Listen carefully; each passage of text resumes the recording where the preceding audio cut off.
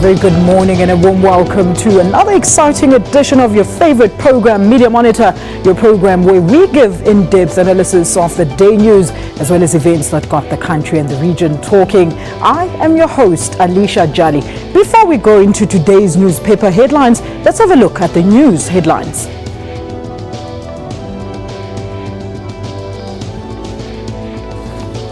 In an exclusive interview with the SABC, President Jacob Zuma entered the fray of controversies surrounding his State of the Nation address. The cell phone feed has been jammed. A device has been installed in the assembly. That was wrong. There's no doubt about it. President Jacob Zuma slams Parliament's signal jamming. The latest suspected terrorist shootings in Denmark. And in sports news, the Proteas are currently battling Zimbabwe in their opening game at the ICC World Cup. A very good morning to all of you. In today's newspaper headlines, the prominent story remains the happenings in Parliament last week, Thursday. Do share your views concerning this topic by calling us on the following numbers. It's +2711 714 6843, 714 6847 or 714 6857, or interact with us on Twitter at SA Media Monitor, as well as on our Facebook page, Media Monitor, including our email address. It's mediamonitor@sabc.co.za. A very good morning to you.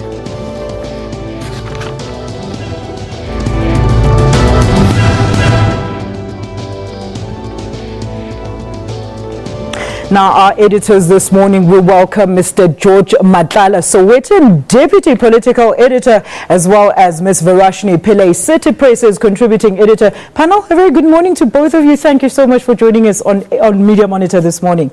Good morning, Alicia. Morning. All right, panel, let's quickly have a look at those news-making headlines throughout our newspapers in the country today.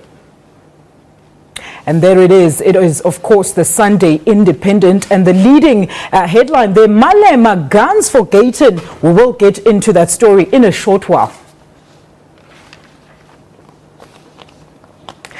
In other news, there it is. It is the weekend, August. Bullets fly in Copenhagen's terror attack. More terror attacks coming through from abroad. We'll get to know more about that in a short while as well.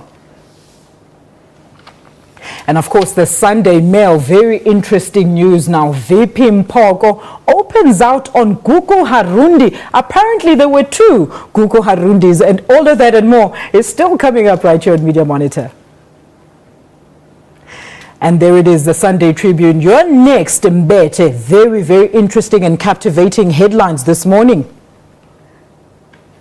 And that's the Sunday Times. Mbete declares war on cockroach Malema. Very interesting headlines this morning. You have to stay right there as we discuss these newspaper headlines. Now, panel, let's start with the Sunday Independent. Now, here's the story. In recent weeks, you might actually laugh at some of the allegations and counter allegations that are taking place in the story, but here's the story.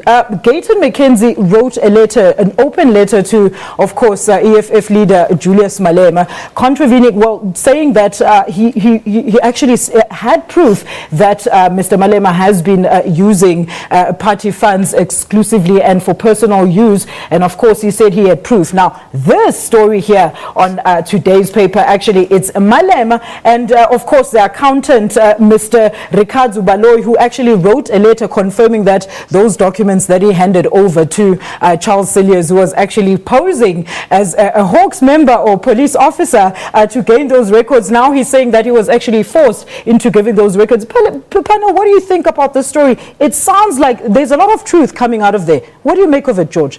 Look, for all we know, even during his days as the ANC Youth League president, Julius Malema has always been close to Gayton McKenzie and Kenny Kunene.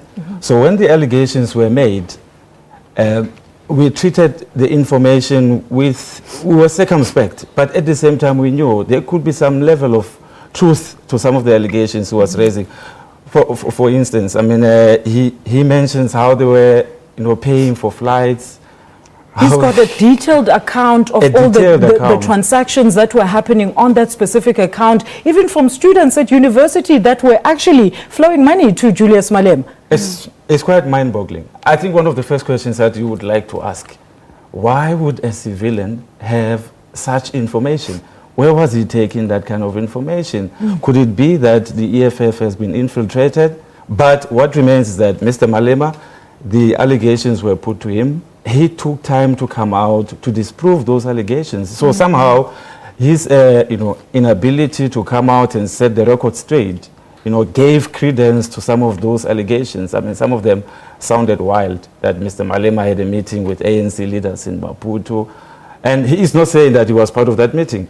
But he says he has total proof. Which makes it all in the more very interesting. But the question that I'm asking also even this morning, where would a person like Gayton McKenzie get such information? Verishri, what do you think of this story?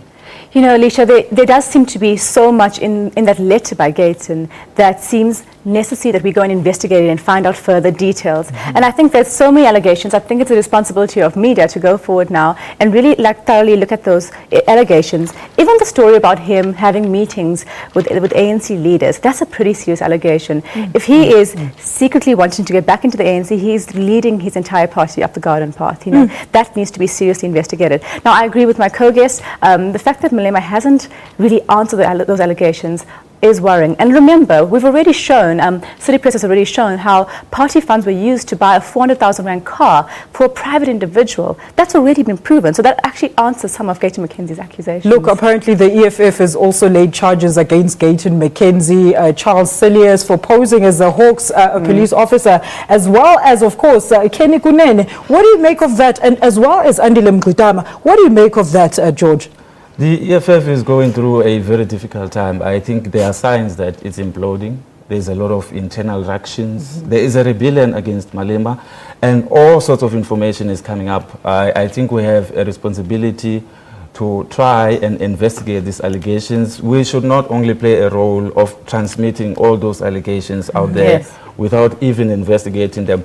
Because for all we know, this could be a smear campaign, but we cannot... As Julius claims in the article. We cannot take his word and say this is just a smear campaign. I think we have a responsibility to go and check those allegations. And the fact that it took forever to come out and disprove them, there could be some level of truth to that.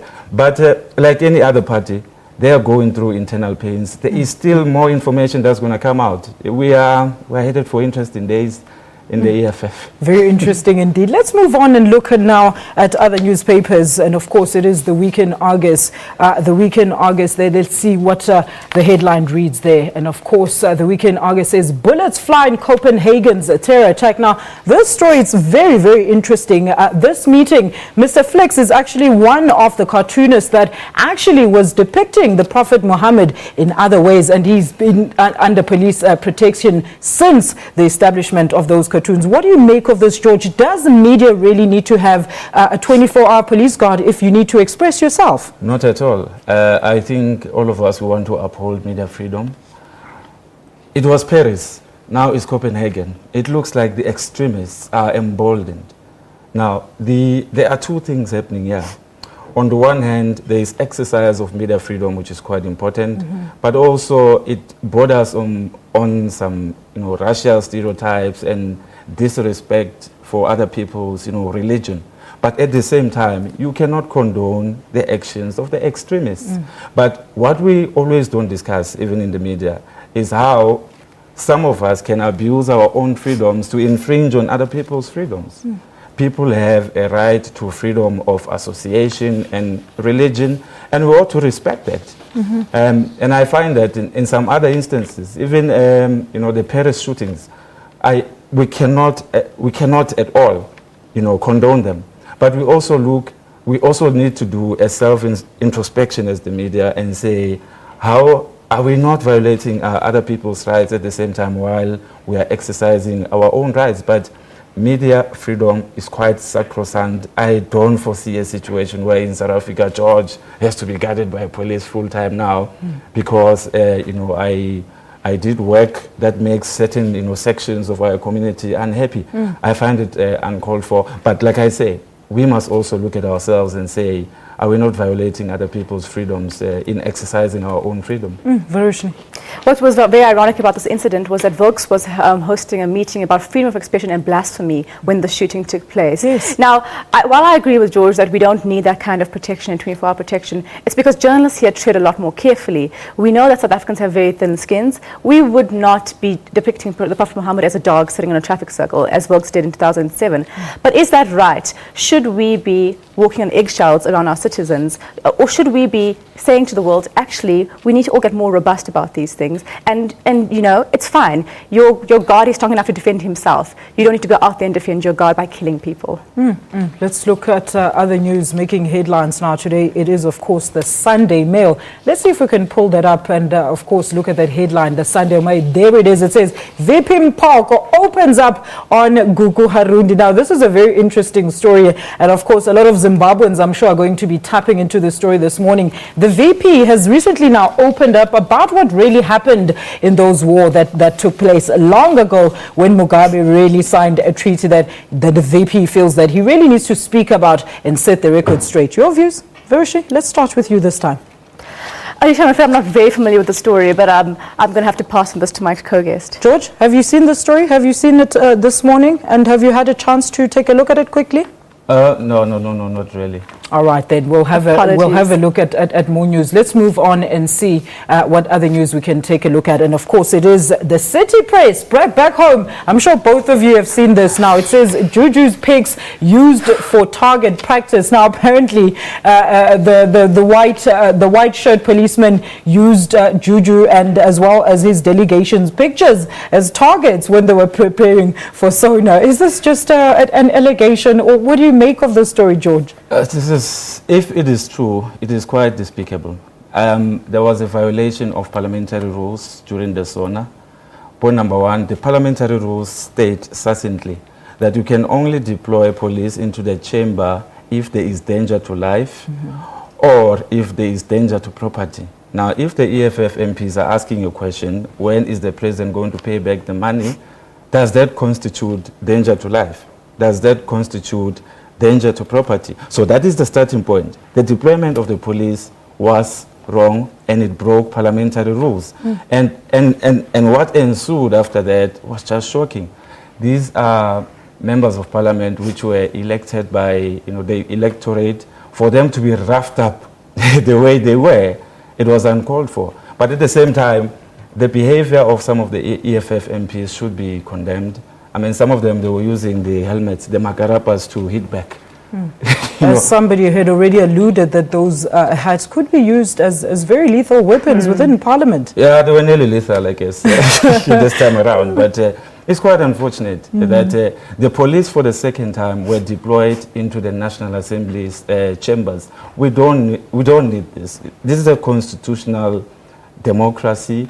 We cannot have a situation where police are deployed to deal with a situation where they are not needed. We need open and robust debates within the National Assembly. And if you deploy police for such a matter, it looks like you are intimidating the members, especially if they did not do anything that constitutes, a threat to life and a threat to property. Varushni, what do you make of that? The big question here, Alicia, is did they actually have guns on them and arms? I don't know if anyone's actually been able to prove that, and that will have to come out in an investigation. A lot of people from Parliament are claiming that those were two-way radios and not guns. If they were guns, that's very concerning. But what City Press is reporting this morning about the targets and being used for target practice, pictures of Malema, that just shows the level of premeditation that went into this. And it's very concerning. It's concerning because you're seeing a party or a government trying to rule by force. And I have to quote from Mbeki here, what is essentially a political issue. And like George has said, this is not a threat to anyone's life. It is not an occasion to bring force. And the most concerning thing is that it is intimidating to the opposition. And that is deeply problematic for a democracy. Whether or not you like the UDM or the DA or whoever, we should not as a country tolerate the opposition party being intimidated by in any way. If I have to sit in a chamber and give my opinion about something with a man with a gun at the door ready to come in if I say something wrong, I'm not going to be as free to express my democratic opinion, and that's not okay. Yeah, well, they still hold to their guns that this is a platform for the president to address the nation and nothing else on that day. Well, stay tuned for more Media Monitor shortly after this break.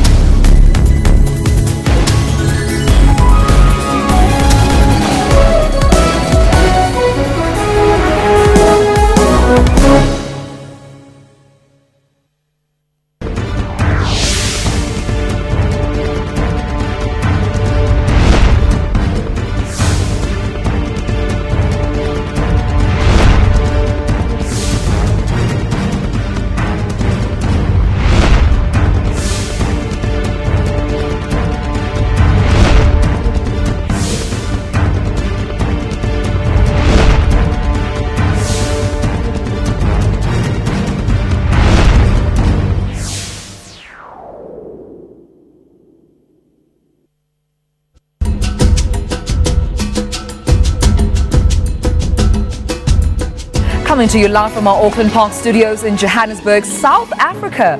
Welcome to AM News on SABC News. We're on DSTV channel 404. Thank you so much for joining us this morning. We'll be taking you through all the developing stories, all the leading stories in South Africa, in the continent of Africa and the rest of the world. The power utility has attributed the current wave of load shedding to what it has described as unforeseen technical problems at current power stations. Eskom has warned that there is a risk of a total blackout if consumers do not use electricity sparingly.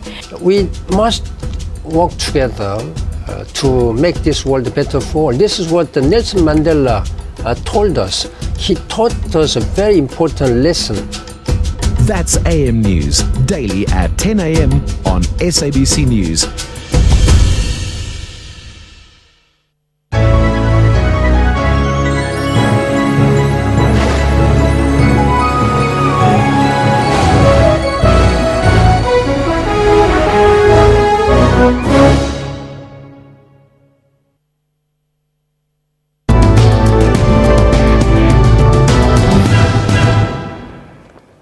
Welcome back to Media Monitor. Now, there are also other interesting stories that didn't make the front pages. Let's take a look, of course, at page 2 of the City Press, and it says the ANC wants special rules for SONA. Let's take a look at the topic panel. Apparently, we've been hearing this in the grapevine that apparently Parliament is going to introduce a whole set of new rules, from the dress code to how people conduct themselves in Parliament. And now this basically is just, adding to that these rules could be implemented for Jacob Zuma's next State of the Nation address. Verishni. What's interesting is that this is part of a raft of new rules that, as you say, Parliament has been developing. My concern is that, are these rules necessary? Have they been occasioned by a larger consensus? Or are they merely aimed at protecting the current situation? If that's the case, no. Don't create rules just to protect one person in one situation, namely in Kandla. The rules should have a larger resonance and a larger logic outside of one situation. Right now, too much is getting boiled down to this one situation. However, one has to agree that things like the wear, the kind of clothing they wear, that maybe those rules needed to be clarified a little bit. This rule around the special sitting for the President's address, you know what, I actually would agree that, that the President comes back on Tuesday, there is a debate that happens a few days after the State of the Nation address, around the State of the Nation address. Perhaps that is a time that, normally the parties can ask their questions. I don't know if it is correct for them to be asking it during his address. So maybe those kind of rules, if they make sense, by all means, let's do it. But let's not do it just for this one situation and to protect one person. You know what I found interesting, Verishni, was that in the reactions after the State of the Nation address, the SACP Reverend, they said they had previously consulted with the speakers of Parliament and Parliament in general to enforce the law and that people should adhere to when the first heckling of the President happened the first time, to avoid this going to where it is. And he was saying that he purely blames, of course, the speakers of Parliament, because they should have put those rules in place at the beginning. George? I think these suggestions or these efforts, portray a party that is in a panic mode, a party which is slowly developing a siege mentality. For instance, it is quite correct. The presiding officers have enough tools and instruments, insofar as I'm concerned, to maintain order in the National Assembly. So why want to pass new rules? For me, it's an admission of guilt. It's an admission that currently we're sitting with a situation where there is a disproportionate application of the rules. For starters, during the SONA, there is no rule. I think it should be put on record. There is no parliamentary rule that says the President should not be asked a question during the State of the Nation address. There isn't any. Now, the question is, why do you want to come up with a special rule?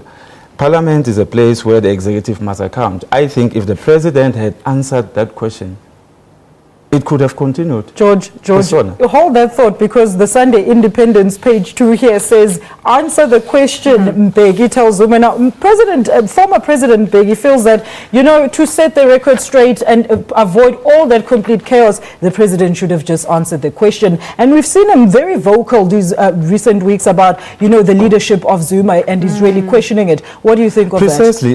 Look, of course, when the former President speaks, whatever he says is always going to be treated with a tinge of salt. Is it sour grapes? But I think we should look at the question he's raising. He is saying that this has been an albatross for quite some time.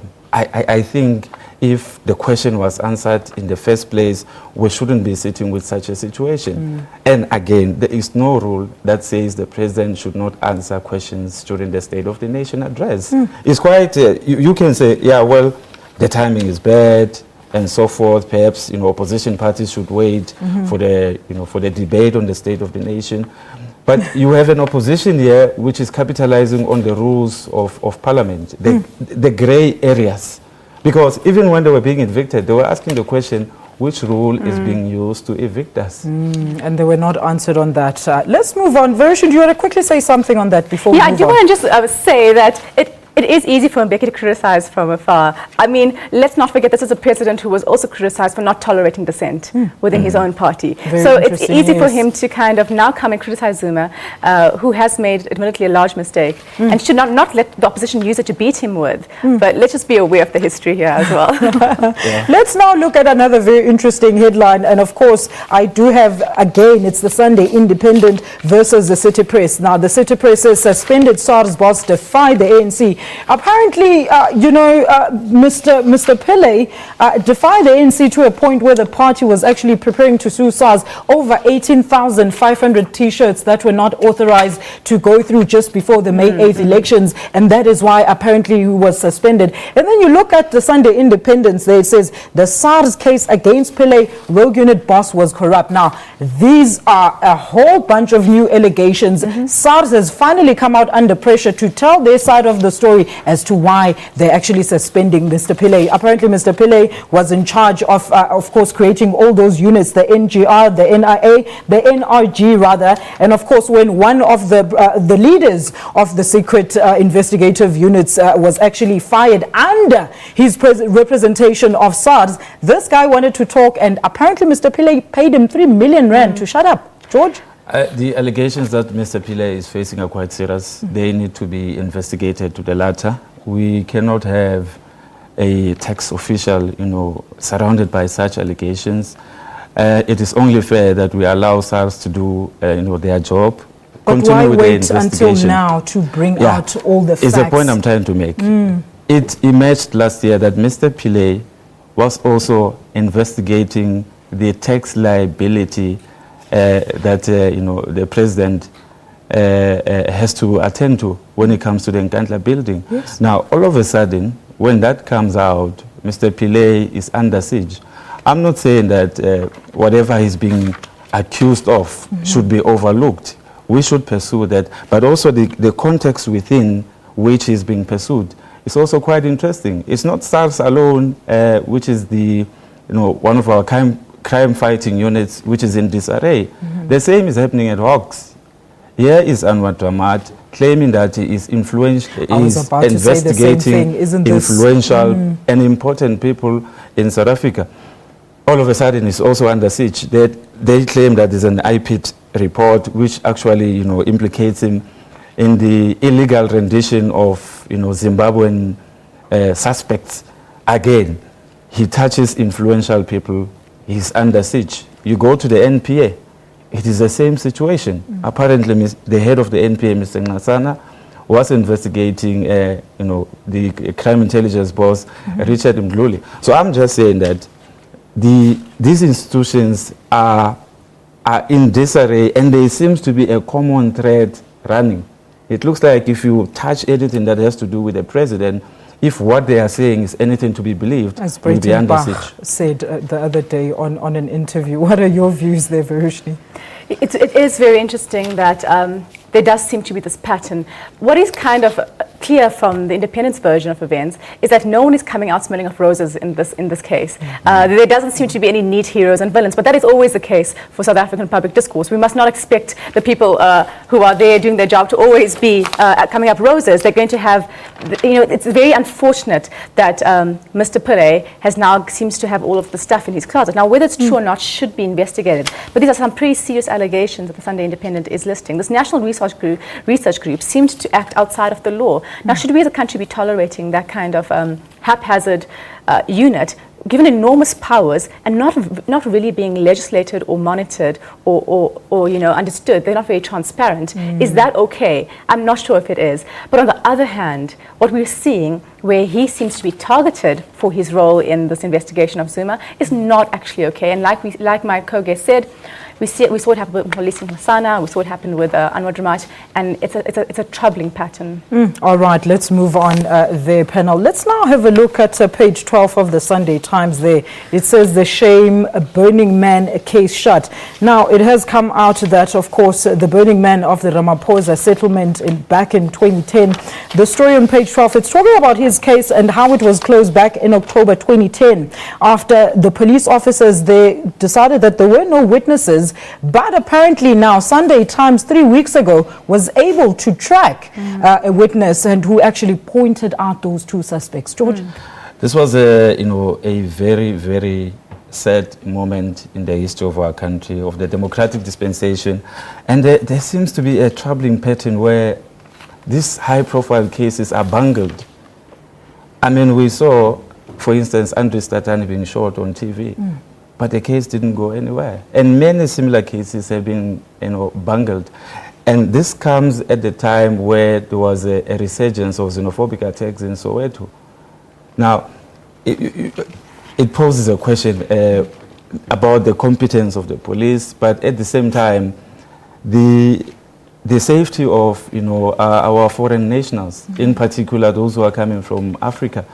I find it a bit troubling that this kind of a case, they claim that there were no witnesses, but all of a sudden a newspaper has an eyewitness. Varushni, anything you want to add there? I think what was quite telling was that President Jacob Zuma didn't mention the recent xenophobia attacks in his State of the Nation address. He's come under attack from some groups for not doing so. And just generally, our government's response to the attacks on foreign nationals, particularly African foreign nationals in this country, is really concerning. It's also very sad for me personally, I think for the country, a lot of people in this country, that we don't seem to care more about these very vulnerable people within our country, within our borders, from countries that helped us when we were struggling as a country. There doesn't seem to be enough care and protection towards these individuals. And it seems, inhumane, the kind of things that happened. When Ernesto Nomove... And now with the land That's what I was about to say. So the idea that, foreigners can't own land is done in other democracies. India, it can be quite a good thing for our economy if it's handled well. But the big multinational corporations find ways to get around it. They can do leases. They have a lot of means and ways and capital and resources. The people who are going to really suffer are the Somalian shopkeepers, are people like Ernesto who then get attacked. They have very little resources to come up against those kind of laws. It seems for the president to say that in the State of the Nation address and not to tune it with something that shows care towards these people living in our midst, I find very sad.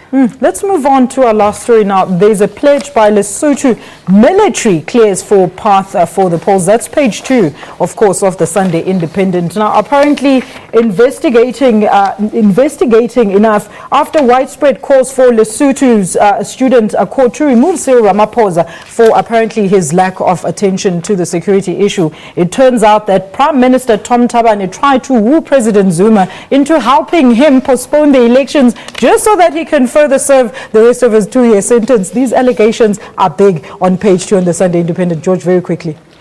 When South Africa entered the fray into the whole Lesotho situation, it was against the backdrop that the sitting Prime Minister was scared that he might be removed, through Parliament.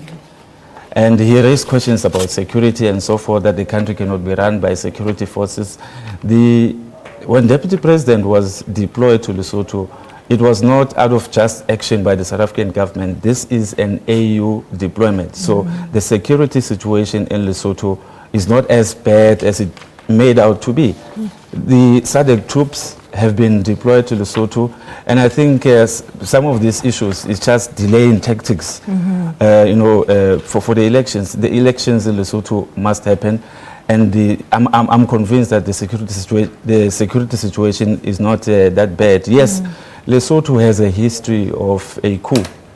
And if the security situation is not handled well, remember whatever happens in Lesotho spills over into South Africa. Let's leave it there, George. Unfortunately, we've run out of time. But anyway, we also wanted to look at the Nigerian troops that repelled a Boko Haram attack on the city of Gombe. Apparently, they repelled a Boko Haram attack on the northeastern city of Gombe, according to the officials. And of course, the Ukrainian crisis, President Poroshenko orders a ceasefire. Now, apparently, after that ceasefire was initiated at midnight yesterday, we have seen some repels in terms of the fighting there. It has died down a little bit, but we will obviously keep monitoring those news and other news also coming up on AM News after this. Well, we're going to take a quick ad break, and when Media Monitor returns, we're going to discuss all the actions that occurred in Parliament during the President's State of the Nation address. Go onto Twitter or Facebook and comment about the story. We'll be back shortly after this.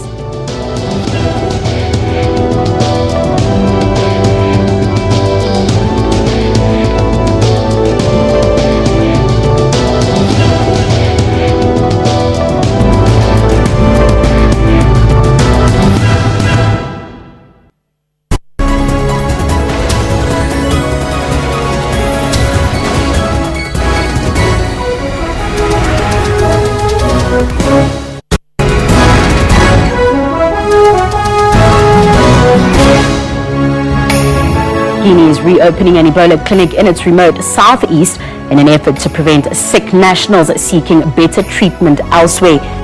The new labor law also seeks to clamp down on violent strikes by holding a trade union liable for violence committed by its members during a strike. The new canal is set to boost annual revenues to about $13 billion by 2023. It's part of a larger project to expand port and shipping facilities around the canal. This is Vigigas's fourth victory on the PGA Tour. That's all the weather that I have for you for now. Stay tuned.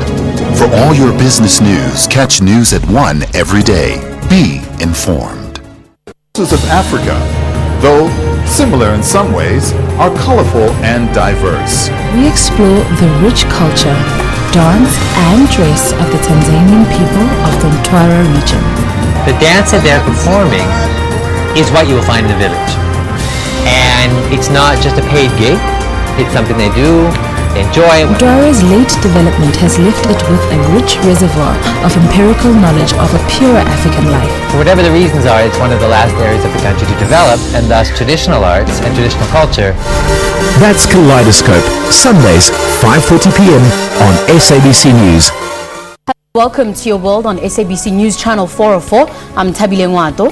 And I'm Lulu Gabu. President Uhuru Kenyatta says he will attend the Status Conference for his Crimes Against Humanity case, but in his personal capacity and not as President of Kenya. Judges insist he attends this status conference. About 50 Kenyan MPs are expected to travel to The Hague to express solidarity with President Kenyatta. The Kenya cases have really tested the International Criminal Court in ways that it hasn't yet been tested. Your World, weekdays at 9 p.m.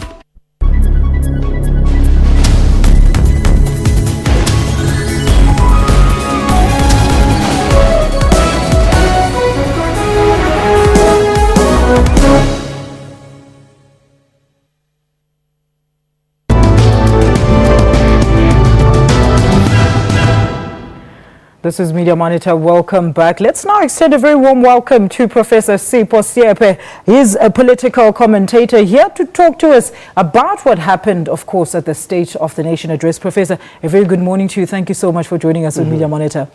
Good morning. Professor, we all saw what happened. It's been discussed, but let's talk about the implications this has on our democracy.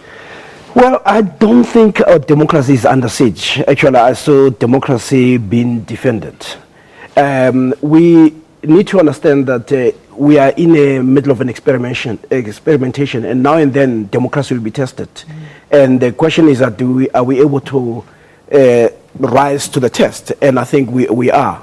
For instance, if you look at the jamming of the signal, immediately after that, you had a protest by journalists, by members of parliament, and it was removed immediately. So that indicated that there are certain things that you cannot do in our democracy. Second is that we are moving through uncharted waters. And what the EFF has actually introduced is a form of robust engagement. And we should have seen it coming, because they did warn that they were going to do what they were going to do. What we had, actually, they introduced a narrative. And that narrative is a narrative around accountability, that there's an issue that needs to be addressed. And the ANC and the DA did not present any counter-narrative to say, in a State of the Nation address, we hear what you're saying, but this is not the occasion to do it. The ANC was silent throughout this period. And what we heard, it was left to the parliamentary officers and Parliament. Of course, Parliament has a job to do. But in itself, we did not see it having been sufficiently prepared to deal with this. Instead, you see, when you engage with a narrative, the response cannot be reduced to simply rules. You must present a strong narrative. And I don't think there was a sense where the ruling party or even the presiding officers could make a case that was very strong. And actually, you should give it to the EFF that what they try to do is to say, let us exploit these gray areas, as George was actually indicating. And they were saying, we're going to try to play within. But of course, their mistake was when you are ordered to leave, then you have to respect. Because you see, once the rules are not respected, it can only descend to chaos. But if you look at the media, you look at South Africans, they're actually saying we're ashamed by what we saw. This is a house in shambles. But that in itself also indicates that people say there are certain expectations that we have in a democracy. And of course, the president was able to deliver his speech as it was. But for me, what I saw here was a failure by the presiding officers to handle this in a manner that is convincing. But I also think that there should have been a counter-narrative. So I saw more of an intellectual and political paralysis on the side of the ANC. Professor Thabo Mbeki has gone out to criticize President Jacob Zuma on the fact that he didn't react or didn't even say anything about the fact that there was complete chaos. He didn't address that. What do you make of that? Well, I would have been very happy if it was said by many other people, not him. I mean, if you look at the disaster that he had caused, you talk about HIV/AIDS, you talk about the dismantling of education, you talk about even the dissenting voices. I mean, there are many people who are victims of Mbeki's misrule. So I think even though he may have a point, but we should not actually take him too seriously. I do think that we have enough people in this country who will raise these issues and they'll have a credibility. Professor, moving on now, the critics are pointing fingers at both the EFF and of course the Speaker of Parliament as well as the Chair of the NCOP, mostly because of their reaction to the situation. What are your views? Well, like I said, what the EFF did was to say, let's try to play by the rules. Let us push these guys to a corner. And I think the presiding officers were unable to manage that. And also, you see, without a counter-narrative that you built, the EFF had built a very strong narrative continuously for months. We didn't see it. And when you think you can do it at that point in time, then you'll be found wanting. But the EFF should have actually said, we have made our case. Because you see, ultimately, creating a chaos is not in your favor. And we saw a spectacle that we hope will not happen again, where the MPs were roughed up. But also, as we call them honorable members, we expect them to also act honorably. If you look at the DA in their own history, they've had a number of questions that were not answered. Instead, what they do, they walk out and they leave it to us to comment on that. And you saw, as I always say, that they were all rewarded during Tony Leon's questions by people saying, but you didn't answer this, you didn't do this. And you saw the DA growing from a party that was not in control of anything to a party that, but you didn't see their growth was not as a result of their power to disrupt. It was at their power to raise strong counter-narrative to that of the ruling party. Professor, look, the big issue now that seems to really downplay or overshadow the whole chaos in Parliament was the signal jamming saga. We saw SANEF announce yesterday that they are going to court and to see, what recourse they can get on this matter. What is more important here? Well, I think I saw an affirming of what's not acceptable in this country by the media, by the members of Parliament, and by society. The jamming, it's a no-go area. We have fought for these freedoms, and I think the response, the immediate embarrassment, because I say this was a total embarrassment, was indicative that it will not happen again. So SANEF might want to go to court, but I really think they are not going to achieve anything, because I do think South Africans have spoken that this will not happen again. Professor, let's tap into the president's speech a little bit there. Yeah. We've seen a number of service delivery protests this year, and of course, do you think that his speech did convince many people that there's going to be change? You know, the difficulty with the State of the Nation address and the way it is always constructed, I often tend to think that the president is talking more to his departments. You have departments making submissions, and what you do, he tries to cover all of them. And in a sense, he is unable to reach the people. You see, when you give a State of the Nation address, what we expect the president to be able to reach the constituencies. If I'm in Venda, or I'm in Malamulela, or I'm in Transkei, I'm a student who does not have what it takes to go to university, I would like to hear the president talk about me. If I'm a businessman, I would like the president to talk to me. I would like to, if I'm a teacher. So I think there's a tendency to be almost engaged in auditing functions of government. But yes, he did talk about one of the major challenges that we face, which is an energy crisis, of course, which was also caused by the past president, who, when in 1998, everybody indicated that we need to start planning and investing in energy. We did not do that. The president did manage to talk about that. And there's also other issues that he talked about the issue of beneficiation. Because at the moment, South Africa's economy, it remains colonial and extractive in nature. We are very vulnerable to what happens in a global environment. So when you have a global stamp economically, we are also affected. We don't seem to have an economy that is sufficiently robust. So there are a number of issues that he has put there. But I do think that there are times when people feel like they're in a crisis, whether it's because all these things that you call social protest and community protest are indicative of our inability to deal with issues of poverty and unemployment.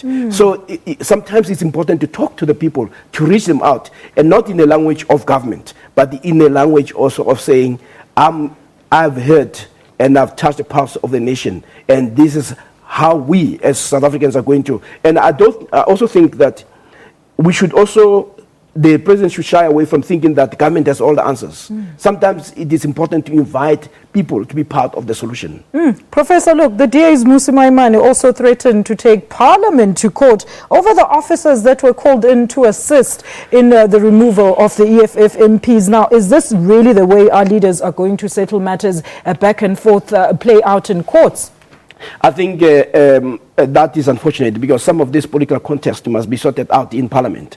And I do think that even the issues that you want to raise, you can raise them within that space. Because what we're going to do is that we're going to end up with courts being embroiled in now resolving political issues. That if I lose a political test in Parliament, then I go to what may be a sympathetic judge. And actually, I like the way the EFF puts it. Almost they blackmail the judge and said, it's a sober judge will come to this determination. So if a judge comes to a different determination, then the nation should know that that judge must not have been sober. So we need to be able to also to protect the judiciary. It should not be too overly active to engage, to participating in political contest. And I do think the MPs and the opposition have found that there's a sympathetic ear from the judiciary. But I do think that they are our final arbiter in terms of the contest that we have. But there's also a danger where they are drawn into political games. I also saw the Chief Justice Mogoeng's reactions. He says you can't really comment on the chaos that ensued because he was in Parliament, but because there's been these allegations that these things are going to be taken to court, he now has to sit back and hold back his opinion. Professor, let's have a look at what people at home think about our discussion here on Sona at SA Media Monitor. Malema violated the rights of 52 million listeners, and I think he's trying to say voters then. Of course, Nat Makubele says Madiba never criticized Mbeki. Protocol, retired and sitting presidents don't attack one another. Thank you so much for that. Laki Magwaza says, is it possible that EFF is being demanded by its sponsors to be unruly in Parliament? Very interesting question. Like, we'd also like to know.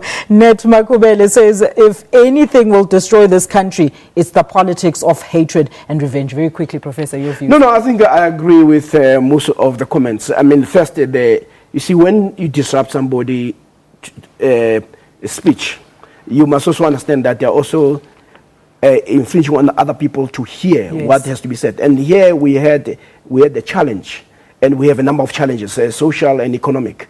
And people had actually said to the president that we want you to address these issues. And unfortunately, those were sidelined. Even those of us who had listened to the president, most of our concentration was how do we make sense of what has actually happened than listen to the president. So there is that the freedom of expression must also not infringe on other people's right to listen and to hear what is said about their lives. That's why it's an issue of occasion, that is this the right occasion, and does the EFF not have many other opportunities to raise these issues? And I think often the courts, when they look at these matters, they ask the question that is the harm irreparable if you're not allowed to do that? And I think the ANC failed to exploit. I mean, as I said, they were sleeping throughout. You don't have to resort to force to make your case. Professor. Actually, resorting to force is an indication that you are now paralyzed.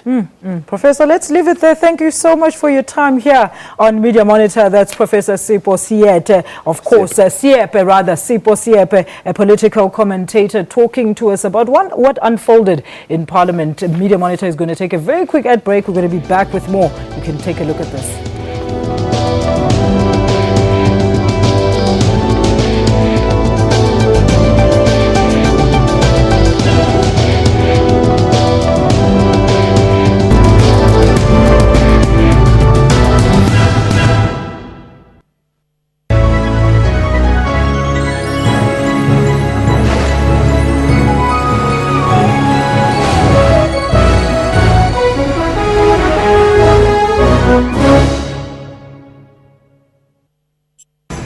Didier Drogba, a footballer from Ivory Coast, was named as the third most influential celebrity in Africa. Where I saw him display, he's very nice player. He always make an impact. Drogba donated his $5 million endorsement fee to the construction of a hospital in Abidjan. Well, there are some lesser known football stars in the continent that you haven't met. Really? And are deserving of more attention. I think we will do better. The Journal, every Saturday at 1:30 on SABC News.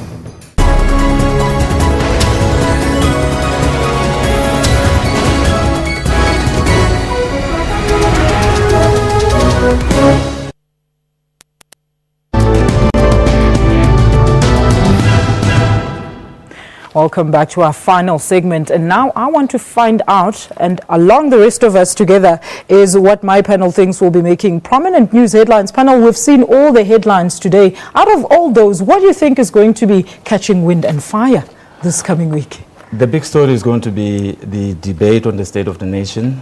We are likely to see open warfare, and it will be informed by some of the comments which were made by the Speaker of the National Assembly. Yes. I mean, calling Malema and his cahoots cockroaches, thugs, hooligans, and saying that the ANC branches must declare war. For war. I found comments to be very irresponsible and regrettable. Even when she is speaking in her capacity as the chairperson of the ANC, she does not stop to be the Speaker of the National Assembly. On Tuesday, she must preside over these proceedings. She must preside over thugs, hooligans, and cockroaches. Can we imagine the kind of a debate you're going to have? Thank you so much, George. What do you think will be making news headlines this week? Very quickly. Well, very similar. There's going to be the debate on Tuesday, where opposition parties are already promising to bring the fight to Parliament, as they were not allowed to do so last week. Yes. We see the DA is going to be calling for the removal of Baleka Mbete. Absolutely. And I think also the EFF, the parallel story of the developments within the EFF, now that all these allegations are out in the open, and we have people like Lufuna Gogoro challenging Malema, that's going to develop further. Thank you so much. And that story on Mbete declaring war on the cockroach Malema is, of course, on the front page there, I think, of City Press. All right. Unfortunately, we've run out of time, but your contributions and suggestions are highly valued. Remember, you can follow us on Twitter at SA Media Monitor and share views on comments on Facebook. You can go to www.facebook.com/Media Monitor and like our page. Alternatively, you can email us your views about the show. Our email address is mediamonitor@sabc.co.za. Thank you so much for watching Media Monitor. Do join us again next week. And in case you missed our live show, it was very hot. Remember, you can still catch the repeat tomorrow morning at 2 a.m. Alternatively, go to our SABC YouTube link on www.youtube.com/SABC News. Have yourself a blessed Sunday. From myself, my panel, and the QTIV team, it's goodbye.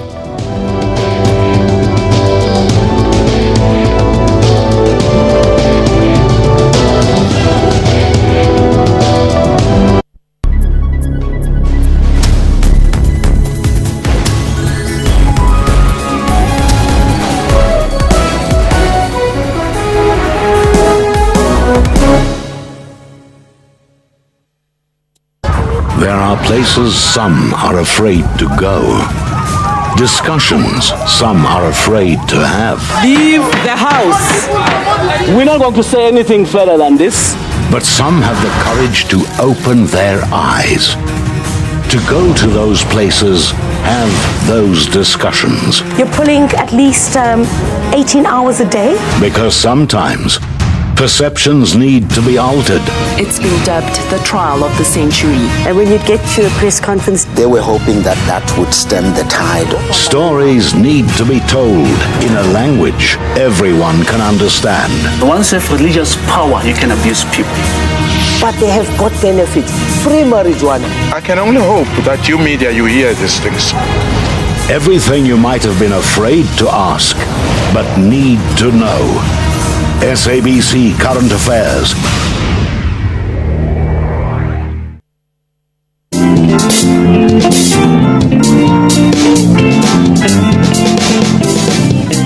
Food for thought, in the words of Ray Davis. Remember, a challenge only becomes an obstacle when you bow to it. Of dedication and perseverance, Abayani Maitakore made history as one of South Africa's best performing matriculants of 2014, attaining 7 distinctions. I believe that nothing should stand in your way if you see yourself in the future doing something great. So I just carried on and I never gave up. Though the circumstances I faced were challenging, I love challenges. So I was like, yeah man, bring it on, I can do it. Join me, Refiwe Muiba, on Bophelong, your show about those who take on and conquer life's challenges, every Saturday at 17:30.